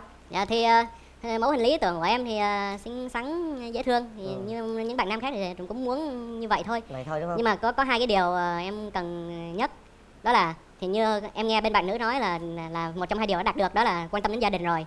Nhưng mà điều thứ hai em cần nữa đó là phải cực kỳ quan tâm đến sức khỏe của mình. Mời em Nam. Dạ, xin chào anh Quyền Linh và chị Hồng Vân cũng như bạn nữ bên kia, cũng như các bạn đang ở trong khán giả ở trong trường quay. Thì tên em là Phạm Duy Nghĩa. Năm nay em 29 tuổi, quê gốc ở Hà Nội nhưng mà em sinh ra ở đây. Hiện tại là em đang làm biên tập viên và là phóng viên ảnh cho tạp chí một tạp chí ạ. Phóng viên ảnh ha. Dạ. Rồi, mời nhà gái. Dạ con chào cô Hồng Vân. Con chào chú Quyền Linh. Chào con. Dạ em chào anh trai kế bên. Và xin chào tất cả quý vị khán giả. Con xin tự giới thiệu, con là Nguyễn Thị Ngọc Trâm. Con sinh năm 95, là con tuổi Hợi. Quê con là ở Bình Thuận, nhưng mà con đang sinh sống và làm việc tại thành phố Hồ Chí Minh ở quận Tân Phú. Con làm gì ạ? Dạ công việc của con là nhân viên hành chính nhân sự cho một công ty về lĩnh vực cơ khí ở quận 6. Vậy hả? Dạ. Tức là con làm việc ở quận mấy? Dạ quận 6, nhưng 6 mà rồi con ở thì... Tân Phú. Ở Tân Phú. Dạ. Rồi, bạn nam bên kia nghe rõ bên bạn nữ bên đây không ạ? Dạ rất là rõ ạ. Giọng nói rất là đáng yêu đúng không? Dạ đáng yêu quá ạ. Dạ, bây giờ nghe tiếp. Bây giờ nghe tiếp nè. Nghe là thích rồi ạ. Sẵn đài vậy mình nói luôn về cái ưu điểm, khuyết điểm của mình đi con. Thì ưu điểm của con là con sống con biết quan tâm tới mọi người xung quanh, con yêu thương mọi người, con coi trọng cái gia đình, và con rất là, nói chung là con chan hòa với mọi người, con nói chuyện cũng dễ gần, dễ tiếp xúc với người khác. Còn cái khuyết điểm của con á, thì con cảm thấy là ngoại hình của con thì cũng chưa có thực sự là ok, chưa bắt mắt lắm. Ok mà, cô thấy ok mà, yên tâm. Tại vì hồi nhỏ giờ con thấy con tự ti lắm, nên là từ nhỏ tới lớn là con chưa có yêu ai hết trơn. Con nghĩ chắc người ta chê con không có xinh lắm, sao không có ai ưng con hết trơn. Trời ơi, làm gì tự ti vậy con? Từ nhỏ tới lớn, bà mới có chút xíu, bà sao từ nhỏ tới lớn. Con, ủa là con chưa có mối tình nào luôn á hả?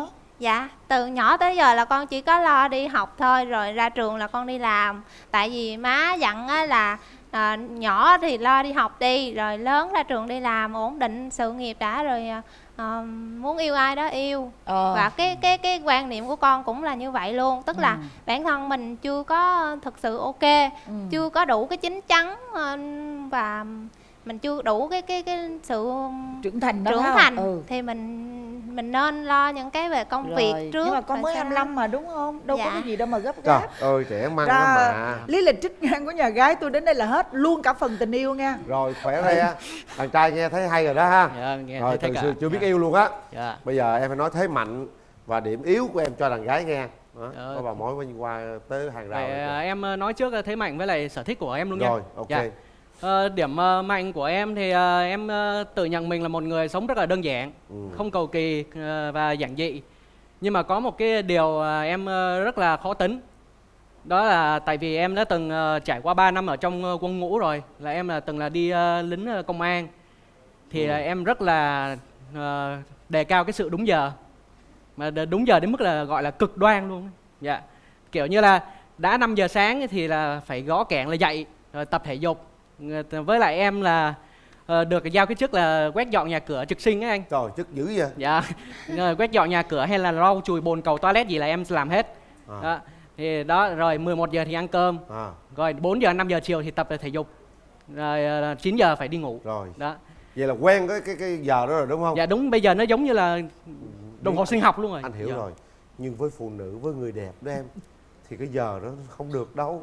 Dạ em Trời rất là ơi. hiểu điều đó, cho nên đối với em khó với bản thân thôi, nhưng mà đối với người ta thì em rất là dễ. Vậy được. Dạ. Vậy được. Dạ. Đôi khi á là anh phải chờ có người đẹp đứng cái bên kia, anh phải chờ lâu lắm luôn á. Dạ đúng rồi, nhất là trong mấy cái vụ shopping hay cái gì đó vui, là vẫn mệt hạnh lắm. phúc thôi. Dạ đúng. Bởi vì Nghe nè. người ta đẹp, người ta có Dạ chị ạ. Anh Linh nãy giờ anh cứ nói ngầm ngầm mà em đâu có hiểu đúng không? Anh chửi chị nãy giờ đó. Trời. Anh liếc anh chửi chị nãy giờ mà em đâu có hiểu đâu đúng không? Ủa đâu có ai chửi ai đâu. Dạ. Ông chờ tôi cái gì? Rồi tôi chờ ông ra làm sao? Bây giờ cuộc đời này chờ qua chờ lại đi cho nó vui. Mắc cười ghê luôn. Chờ đợi là hạnh phúc mà chị. Dạ. Hẹn hò, đợi chờ là một hạnh phúc mà. Dạ Kệ đúng. nó. Dạ. Với người ta đẹp, người ta có quyền đó em. Em. Dạ. Chị hỏi nè. Dạ. Em có mấy mối tình rồi? Dạ, về mối tình ấy thì em chỉ có một mối tình đơn phương từ cấp 2 đến giờ. Còn qua đến những năm đại học rồi sau này đi làm thì cũng chỉ như là thoáng qua thôi. Thoáng qua thôi. Tại vì mình cũng chỉ tập trung cho việc học rồi là đi làm. Rồi là... coi như cũng có tình yêu luôn. Dạ. Coi như có nghĩa là lý lịch trích ngang về tình yêu của Y hai chang bạn vậy luôn. đều trong sạch. Đúng có rồi. nghĩa là trong sạch. Đúng rồi. Dạ. Trinh nguyên, tinh khôi. Dạ, lý lịch sạch đấy ạ. Đúng rồi đó. Nếu mà nói thêm câu còn này. đầy bụi phấn nha con nha. Dạ. Cưng năm nay cưng nhiêu tuổi rồi? Dạ năm nay em 29 ạ. 29, bạn này 25.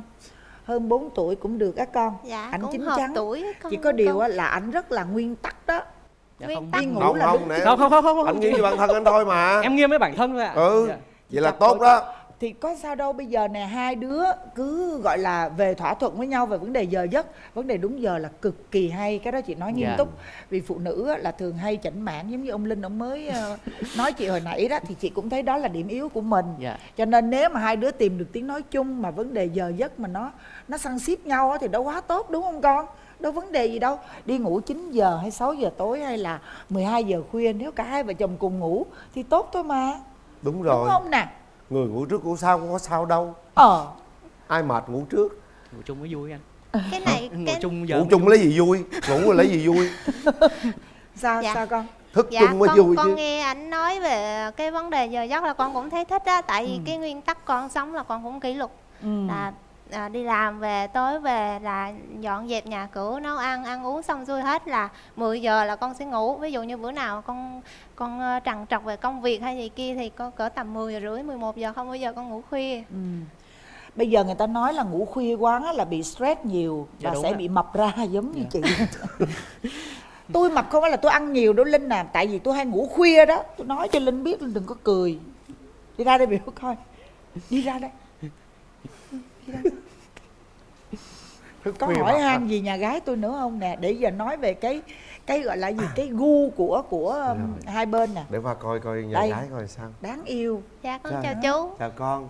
Trời, cao rồi nha.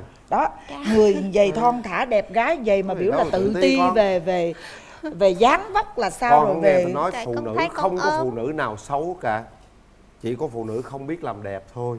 Mình làm đẹp giờ dễ mà con, đủ thứ cách làm đẹp hết mà, đừng có lo điều đó chứ. Không ai xấu hết trơn á, thấy không? Chú đó xấu quắc luôn mà chú còn mặc đồ, chú còn tút tút lên, chú còn được. Không có chú, cái này là ví dụ như mà ai xấu cái người ta đi phẫu thuật thẩm mỹ, mà con nghèo quá, con đâu có tiền đâu phẫu thuật thẩm mỹ. Bây giờ là như con vậy, con muốn thẩm mỹ cái gì con nói con nghe coi. Giờ như con vậy là con muốn thẩm mỹ cái gì? Có cô dân có thẩm mỹ chút thôi chứ. Tôi thẩm mỹ chỗ nào tôi quánh ông bây giờ nha. Ông nói tôi nghe coi. Chỗ nào chỉ? Phải đi chỉ liền chút. Tức quá mọi người cho Vân 1 phút thôi, chỉ liền. Đi chỗ nào? Đi giảm cân chút á. Giảm cân thì đúng. Giảm cân mà không giảm được. Được. Thẩm mỹ viện bó tay đó. Có. Bữa Linh đi hút rồi. Hả? Linh đó hả? Xạo. Có không? Có hút rồi. Ôi Vân không dám hút, đau lắm. Bữa hút 5 kg thịt đó. Ôi mệt quá. Nè bé, con nói đi, con nói cái mẫu hình lý tưởng của con muốn. Con thích bạn trai là chững chạc, trầm tính, ổn định, một người sống biết quan tâm tới mọi người, có đạo đức, và đặc biệt là coi trọng gia đình, coi trọng đối phương. Khi mà yêu là phải có sự chân thành, không có dối gạt đối phương của mình. Hình dáng sao nè? Hình dáng thì đẹp trai giống ai nè? Con thì con không có cần bạn trai phải đẹp trai lắm đâu. Nói chung là nhìn khuôn mặt sáng sủa gọn gàng. Tóc tai thì đừng có hối quá. Con cũng không có ý gì đó chú, mà tóc như chú là được rồi. Con không có kiểu như hối mà hối quá luôn á. Chú là không có tóc luôn á là con không thích. Chú mới cấy á con. Dạ. Không, chú cũng hối dữ lắm luôn. Chiều cao thì cao hơn con một xíu là được, con cỡ 1m58 thôi. Tại nhìn con ốm nên nó gọn. Con 1m58 phải không? Dạ. Rồi không có quá ốm. Nói chung là người vừa vặn ok là được. Ốm không lo. Bí quyết của hồi xưa cô Dân cũng ốm vậy đó. Hồi xưa cô Dân cũng ốm vậy. Con yên tâm đi, con cứ ngủ 10 giờ tối là ok, đừng có thức khuya là được rồi. Thức khuya 12 cô là cái bản tính, cứ là cái tính chất nghề nghiệp của cô là buộc lòng phải thức khuya. Cô thức tới 2-3 giờ khuya không thành có ra con? Cô bị stress nhiều quá, cô mập thôi chứ không gì đó. Dạ. Cô thức khuya cái cô hay ăn Nín nhiều đi, lắm. hỏi bên kia đi. Làm như mình ốm lắm vậy đó. Nghe bạn nói dễ thương không? Dạ. Đấy, mong muốn bên đó đàn trai đáp ứng khoảng bao nhiêu %? Em thấy là cái bạn nữ là cái yêu cầu là cao trung bình thôi, thì em với chiều cao 1m63 em tự tin là đạt được. Ok rồi, ok. Bên đây 1m58 nha. Và thì nãy như nói là em ngoài những cái ưu điểm là đúng giờ ra, thì em cũng là một người rất là quan tâm đến gia đình. Tại vì em vốn là một người rất là yêu điện ảnh, mà chắc anh biết cái phim Godfather Bố Già đúng không ạ? Rồi. Dạ. Thì trong đó có một câu nói rất là nổi tiếng, đó là một người đàn ông mà không dành thời gian cho gia đình thì đó không phải là một người đàn ông đích thực. Đó, thì em luôn lấy đó là làm phương châm sống cho mình. Phải dành thời gian cho gia đình đúng không? Đúng rồi. Câu này được. Và cũng như là như hồi nãy em nói là em từng sống trong ngũ rồi, cho nên những cái việc như là nấu ăn thì cơ bản, với lại giặt giũ hay là chuyện nhỏ, đúng chuyện nhỏ. Dạ. Anh cũng đi nhà toilet rồi dọn nhà hốt rác hoài. Những cái chuyện đó em không hề ngại. Chuyện đó bình thường, chuyện hàng ngày mà. Nhưng mà cái này cô nói gì không thích thôi hói gì đâu. Đầu em hơi hói tí. Nói chung là tóc em hơi ít tí. Không biết bạn nữ có chịu không ạ? Không sao đâu, yên tâm, đã có massage rồi, yên tâm. Lên, bây giờ hỏi bên đó cái hình ảnh lý tưởng của bạn bên đó là mẫu như thế hình nào? lý tưởng của em sao? Dạ thì mẫu hình lý tưởng của em thì xinh xắn, dễ thương, thì như những bạn nam khác thì cũng muốn như vậy thôi. Vậy thôi đúng không? Nhưng mà có hai cái điều em cần nhất, đó là thì như em nghe bên bạn nữ nói là một trong hai điều đã đạt được, đó là quan tâm đến gia đình rồi. Nhưng mà điều thứ hai em cần nữa, đó là phải cực kỳ quan tâm đến sức khỏe của mình. Tại vì có bạn em hay nói ấy, khi mà người ta có sức khỏe thì người ta rất mong muốn rất nhiều thứ. Nhưng mà khi người ta lại không khỏe rồi thì người ta chỉ mong ước một điều, đó là có sức khỏe. Đúng thôi. rồi. Đó. Anh giờ cũng vậy đó. Anh giờ chỉ mong muốn điều thôi. Em không cần là bạn tập gym hay là cái gì đó. Không được, bạn khoan tập gym luôn. Từ từ. Tập gym là người ngồi kế bên thôi ha. Không, bạn từ từ tập gym đi. Chú cứ ghẹo cô hoài. Làm như cái thú vui cuộc đời của ổng vậy đó. Tôi mà có đi tập thì ông cũng phải ráng đi tập theo tôi. Chứ ông cũng có hơn gì tôi đâu ha. Cũng Không, có nhưng mà nhìn Ngày nào mà chú nhìn cà cô khịa. cũng phùng danh phúc hậu mà đâu có Phúc hậu phải đẹp đâu mà, ai cô. nói đâu. Dạ. Chú ngày nào cũng cà khịa cô Dân chú ngủ không được. Cái vậy đó, kiểu vậy đó. Nói chung là không sao, giữa cô chú thì cà khịa nhau hàng ngày mà. Nhiều khi chú vô đây cổ không dám la, chứ vô kia mắng chú tao nước mắt rơi lạ chả luôn con. Trời sao chú yếu đuối quá vậy? Chú yếu đuối lắm. Trời ơi, chú là phụ nữ mà. Chú phụ nữ tùm lum á con. Dạ. Nói chung là chú cũng gọi là yếu đuối, còn nhiều khi mình cảm giác mình còn yếu đuối hơn phụ nữ nữa. Chú cũng dễ khóc. Cô Dân la chú ngồi khóc à. Ôi thôi đừng có đổ tiếng Quan cho tôi. Cưng ơi. Dạ. Cưng muốn cái người phụ nữ của mình xinh xắn giống như ai nào? Có hình mẫu lý tưởng gì không? Dạ, hình mẫu lý tưởng của em thì cũng không biết phải nói sao. Em chỉ biết là ngày xưa em rất là thích phim Hoàng Châu Cắt Cắt, nên chắc hình mẫu chắc giống như Triệu Vi ấy. Dạ. Tiểu Yến Tử. Nhưng mà thế thì em nghĩ thế chắc hơi cao. Cao quá. Dạ, Cao quá. Cao quá. Tức là phải mắt to ư? Triệu đô đi. Không Triệu Vi được, Triệu đô được không? Cưng thích người phụ nữ mắt to à? Hay sao mà thích như Triệu Vi? Dạ, hay là thích tính cách giống như cô Triệu Vi thôi? Dạ, nói chung là nói là thích diễn viên vậy thôi, nhưng mà em cũng mong muốn là một bạn nữ bên kia thì mang những nét đẹp của người phụ nữ áo đâm. Thì nhuộm tóc cũng được, mà tóc đen thì càng tốt. Em tóc đen nè.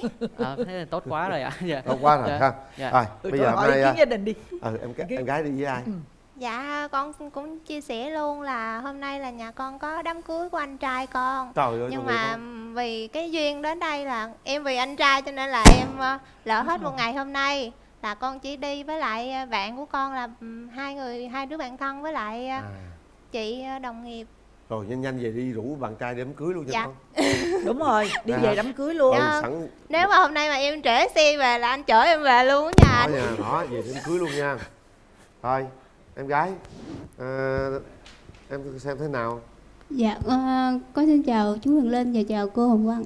Dạ, xin chào bên đàn trai ạ. Thì nãy giờ theo như là con thấy thì trước tiên thì con xin nhận xét về bạn Trâm, thì Trâm rất là một người rất là tốt bụng, vui vẻ và hòa đồng với bạn bè, mọi người xung quanh. Thì theo như tiêu chuẩn của Trâm thì anh trai ở đây khá là phù hợp rồi. Tại vì Trâm rất thích là những người mà đi làm việc trong nhà nước. Dạ.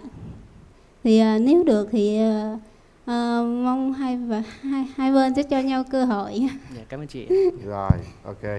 Em trai đi với ai? Dạ, em đi với bạn thân từ hồi nhỏ. Thân từ nhỏ luôn hả? Dạ. Xin chào anh Quyền Linh với chị Hồng Vân. Em chào anh. Mình xin nhận xét về bạn. Bạn có một cái giọng nói rất là đáng yêu. Hoàng Châu Cách Cách đúng không? Giọng nói của Hoàng Châu Cách Cách rất là đó. ngọt. Và những gì mà bạn yêu cầu với hình mẫu bạn trai lý tưởng á, là mình là bạn của Nghĩa cũng đã hơn 10 năm rồi. Dạ. Thì bạn Tả giống như là bạn Tả bạn Nghĩa luôn rồi đó. Thì Duyên đã đem hai bạn tới chương trình này rồi. Thì mình có thể cùng nhau đi thêm một chút nữa để xem mình có hợp với nhau hay không. Mà hy vọng là hai bạn sẽ hợp với nhau. Mình nhận xét là như vậy. Trời, hay quá. Tức là ông biết sao không? Tụi nó có duyên rồi. Bây giờ là thiếu nợ thôi. Đúng rồi. Ông con không mấy giờ cho bên tôi mượn chừng 10 triệu đi, cho nó có nợ luôn đi.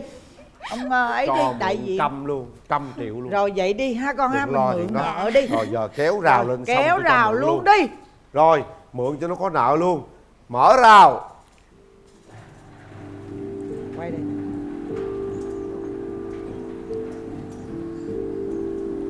Cái ghế có xoay được không con?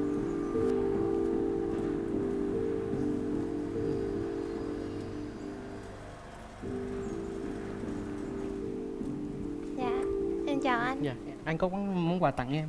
Dạ, em cảm ơn. Em cũng có một món quà tặng anh. Sao tặng bông hồng xanh vậy Nghĩa? Dạ, tí nữa em sẽ giải thích ạ. Giải thích luôn đi, hai đứa cùng giải thích luôn đi nè. Dạ. Nhận quà nhau rồi giải thích luôn. Dạ, theo quan niệm của nước ngoài ấy, thì màu hoa hồng xanh ấy là đại diện cho sự yên bình và sự vĩnh cửu. Thì đây cũng giống như là nó đại diện cho một cái tình bạn, trước hết là tình bạn và cũng như là sau này là tình yêu, nó cũng trường tồn với vĩnh cửu như vậy. Bông hoa như thế này. Dạ. Rồi nhận đi con. Dạ, em để đây nha. Em tặng anh một cái túi đeo thời trang để khi mà anh đi chơi á, là anh đeo cái túi này, mình có thể để điện thoại hoặc là các giấy tờ tùy thân của mình trong đó. Rồi, cảm ơn em nhiều. Dạ. Rồi cất quà đi Nghĩa. Dạ. Rồi hai đứa ngồi nói cái cảm nhận về nhau đi. mở rào ra thấy thì sao, có giống như là mình tưởng tượng không? Dạ bạn, em nói trước thì em cảm thấy bạn nữ là một người rất là dịu dàng, nhẹ nhàng. Dạ em Thì cảm ơn. anh không biết là em có thích chụp ảnh không ạ? Dạ em thích chụp ảnh mà trước giờ không có ai đi theo chụp. Tại vì cho em hết ngoài trơn. nghề chính của anh ra thì anh cũng là một người rất là đam mê nhiếp ảnh. Dạ. Thì được thì hãy làm mẫu ảnh cho anh, về đội của anh. Dạ. Về đội của anh. Dạ. Thì ngoài cái sở thích nhiếp ảnh thì anh cũng rất là thích nuôi động vật. Và Dạ. một trong những cái điểm yếu của anh là rất là sợ những thứ dễ thương. Nói chung mình đang nóng như thế nào tự nhiên gặp một chú chó con thì chú mèo con là mềm nhũn hết. Vậy là Dạ. cái điểm đó em cũng thấy giống em rồi, tại Dạ. em cũng thích động vật lắm, đặc biệt là chó mèo á. Dạ. Em thích lắm. Nhà ở quê thì em có nuôi chó, nuôi mèo, nhưng mà ở trong này thì không có được phép nuôi. Nếu mà mai mốt ví dụ như em về nhà anh thì anh cho em nuôi nha. Thì nhà anh cũng đang nuôi một con cún ấy, em. Dạ. Nói tiền tình yêu đi. Thì ta tự này Hồi qua ta nãy nói qua em cái có kia. em có nghe anh chia sẻ là lúc trước mình có tham gia vào quân đội hả anh? Lúc trước là mình đi công an chứ không phải là quân đội. Dạ. Tại vì công an đi có 2 năm thôi, còn mình đi tới 3 năm lận. Dạ. Thì nhà em thì cũng có truyền thống về gia đình cách mạng á, Dạ. nên là em thấy cái điểm đó thì em cũng thích. Dạ. Dạ. Hẹn hò sao nè, hai đứa hẹn hò sao? Thì, Anh hiện tại là đang ở đâu ạ? anh thì ở quận Tân Phú. Em cũng ở Tân Phú luôn. Anh ở đường nào vậy anh? Thổ địa rồi. Dạ. Anh ở đường nào? Anh ở ngay gần Eon Mall ấy. Eon Đi Mall bộ à? ngày Dạ nào bên bờ bao Tân Thắng hả anh? đúng rồi em. Dạ, Ngày em nào cũng hầu gần như sáng đó. nào cũng 5 giờ dậy là chạy vòng vòng mấy quanh đó cho nó đủ Ok. mấy km rồi về đi làm. Vậy bữa nào anh chạy vòng vòng anh chạy tới anh gọi em dậy để Tất đi nhiên làm rồi, nha. anh sẽ rủ em. Nếu em dậy sớm được. Dạ. Có câu hỏi nào muốn hỏi em không? Thì em gia đình em ba mấy người. Gia đình em thì có 6 anh chị em là con út. Thì À. hiện tại chỉ còn má của em thôi, ba em cũng mất cách đây cũng 5-6 năm rồi. Thì về điểm đó cũng giống anh, tại vì anh cũng là người mất ba sớm, hiện tại thì đang sống với lại mẹ và em trai anh. Là mình sống ở đâu anh? Anh nhà vừa nãy nói là nhà anh ngay gần Em không nhớ. mall đó. Dạ. Dạ. Ý là sống chung với mẹ với em luôn Dạ, đúng đó, ạ. phải không? Dạ. Em trai của anh hả anh? Em trai anh. Dạ. Thì nãy là anh Quyền Linh nói anh là điểm mạnh điểm yếu, thì anh đã nói về điểm mạnh với cũng như là sở thích của anh rồi, nhưng mà anh chưa có nói điểm yếu của anh. Thì em có muốn nghe điểm yếu của anh không? Dạ, anh tại cứ vì nói. điểm yếu của anh rất là nhiều. Anh cứ nói đi, em nghe, em sẵn sàng Rồi. lắng nghe. Điểm yếu chí mạng đầu tiên nhất của anh ấy đó là sợ dáng. Sợ Trời dáng. ơi. Nó có một cái gắn liền với một câu chuyện như thế này, một cái đó là một câu chuyện buồn. Thì đó là vào năm 2011, thì trong lúc đang tắm, thì lúc đó là nhà anh là chưa có xây xong, thì phải ở một cái ngôi nhà gần đó để mà chờ trong cái quá trình thi công đấy. Dạ. Thì mà khổ cái ngôi nhà đó thì nó cái cống nó hơi sập sệ tí, cho nên dáng nó lên rất nhiều. Thì đang tắm thì con dáng nó bay vô người thì coi như là tông cửa chạy ra luôn. Mình Coi bị như là cái lúc sự đó cố. là không còn gì để mất, mà cũng mất luôn những gì đang có. Là tại vì cái sự cố đó mà anh sợ dáng luôn hả anh? Không, sợ dáng từ nhỏ em. Anh yên tâm đi, em không có sợ dáng, em mà thấy dáng em sẽ đập Đúng nó rồi, luôn á. giết giùm anh cái. Dạ. Với lại điểm yếu của anh thứ hai ấy là anh khá là dễ bị xúc động trước một số thứ. Thì anh cũng có thể liệt kê một số ví dụ như là nhiều thứ cũng làm anh cũng dễ xúc động lắm. Ví dụ như là một tập của chương trình Như Chưa Hề Có Cuộc Chia Ly. Dạ. Hay như là anh chơi một tựa game, nhưng mà ở đó là tựa game đó là do một người bố làm về đứa con trai bị ung thư trong những năm tháng cuối cùng của cuộc đời, giống như một câu chuyện của để lại. Rồi hoặc là bản thân anh là một người làm báo, cho nên có những câu chuyện buổi sáng đọc những cái mảnh đời mà mình vô tình đọc được ấy, thì nó, nhiều khi đọc xong thấy cái khóe mắt mình lúc nào cay lúc nào chả hay luôn. Đó. Tức là ý là em hay xúc động và hay rơi nước mắt với những cái hoàn cảnh như vậy đúng không? Những Thì cái đó câu chuyện tốt mà nhân văn ấy, mang tính nhân cái đó văn. tốt mà, cái đó đâu phải là điểm yếu. Cái người đàn ông ngồi sau lưng em khóc còn nhiều hơn em nữa. Anh ấy khóc rất nhiều. Dạ. Thật ra là em cũng thấy anh có nhiều cái điểm tương đồng với em. em thấy cái gì mà xúc cảm á là em cũng khóc nữa. Ví dụ như có nhiều khi em coi những cái bộ phim mà cảm động á, em cũng nằm em khóc một mình.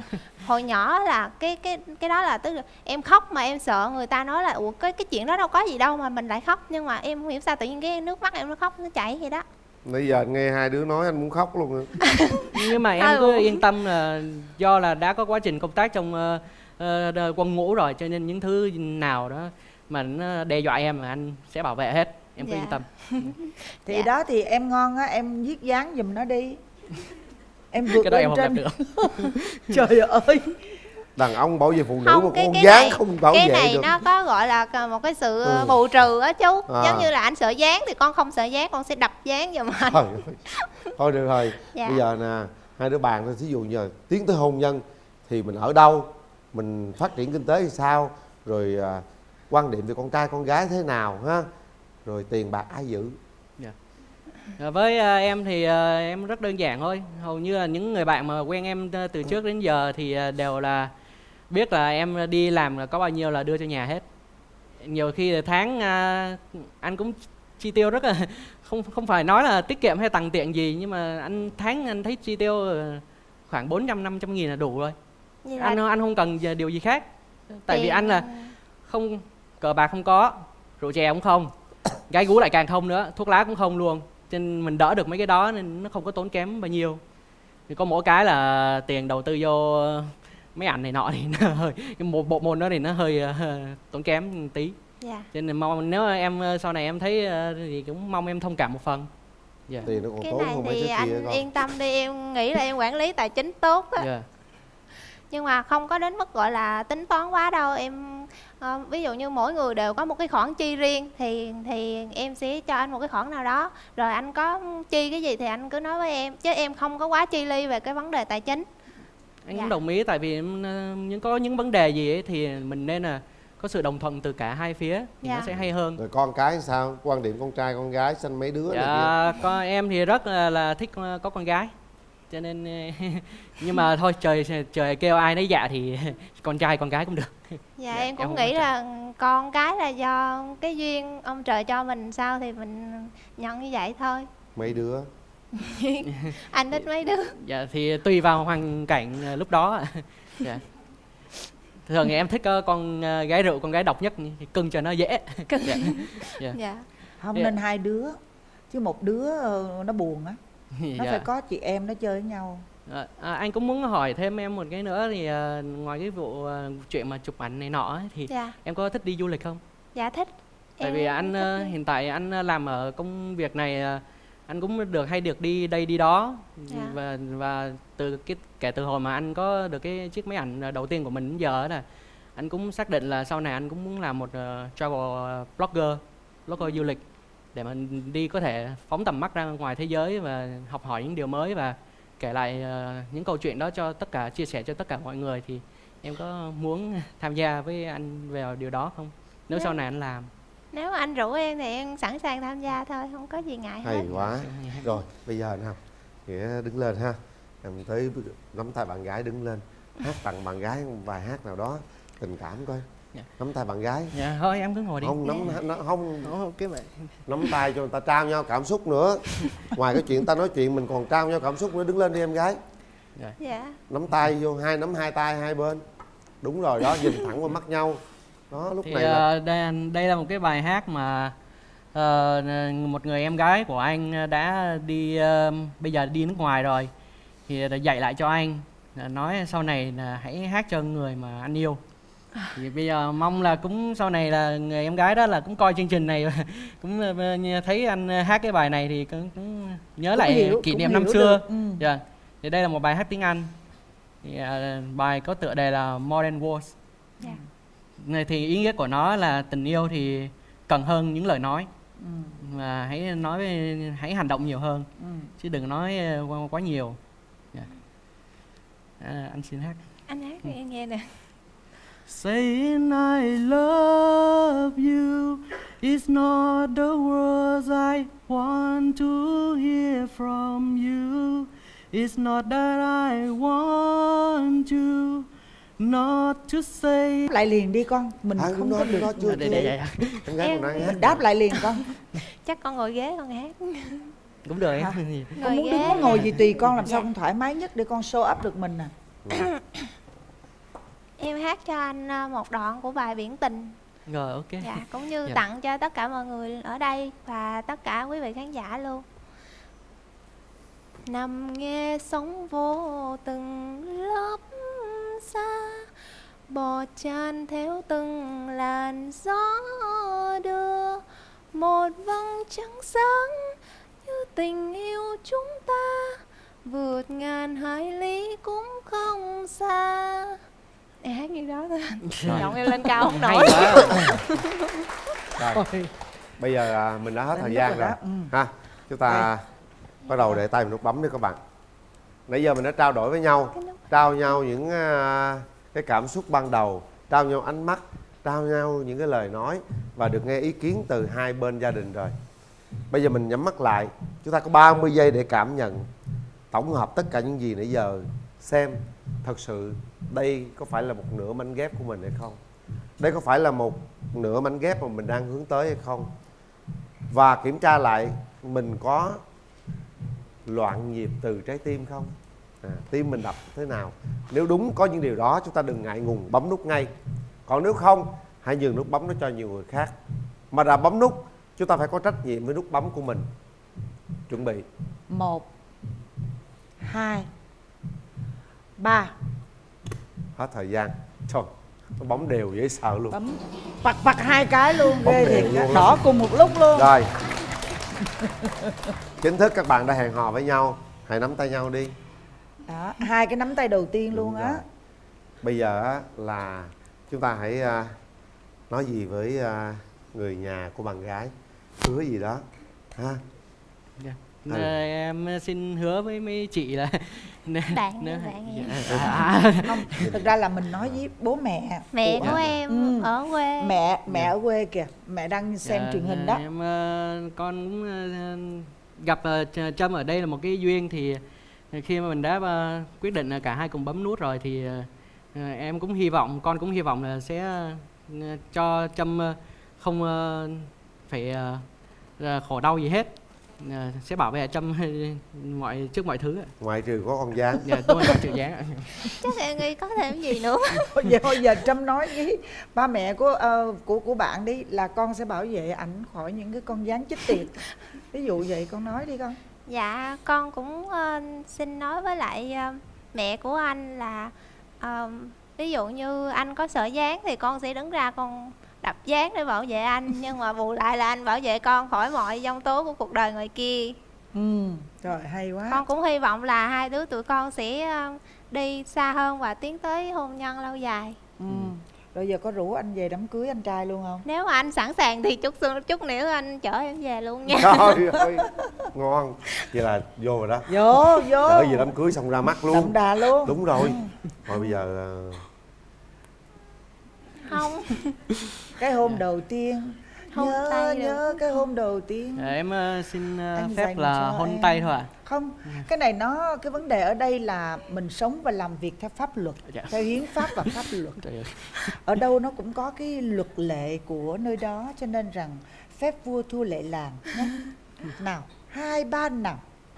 Cái hôm đầu tiên nào. Đó, dễ thương vậy thôi chứ muốn gì nữa giờ. Nghe cái chuột. Chú có ghẹo. Nghe âm thanh nó trong veo luôn. Được rồi, hai bạn dễ thương lắm ha. Chúc cho hai bạn thật nhiều may mắn. Chúc cho hai bạn sớm sẽ hiểu nhau, sẽ yêu nhau trọn cuộc đời nha. Hoa hồng xanh sẽ thành hoa hồng đỏ nè. Đây là những món quà dành cho hai bạn đây. Dạ cưng.